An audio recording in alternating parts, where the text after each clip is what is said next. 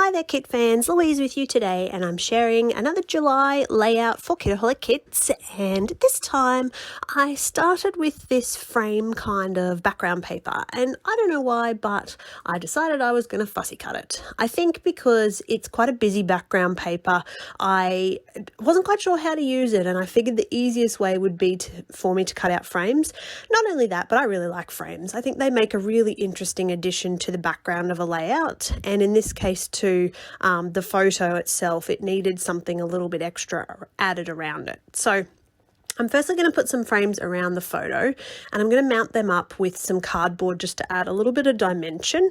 So you can see I've got one at the top, one at the bottom, a little bit of cardboard, and then I've sliced one of the frames in half. I'm going to use that around the sides as well. So in this case, that's going to form the basis of my layout, and I wasn't quite sure what I wanted to do, but I knew I needed something on my white cardstock background. So I'm just starting with this sort of messy line of watercolor. So that's the Vicky Booten watercolor markers that we got a couple of kits ago, and I'm having a bit of a play around with those frames and just seeing how I want to lay things out and what I want to do. Again, no plan in mind except for that I needed to scrapbook a layout, and this is what I came up with. So you can see I'm going to make that colour go all the way to the edges of the page and then add some more of those frames. Now, in a second off camera, I'm going to go ahead and attach everything down with tacky glue so that it's all ready to go.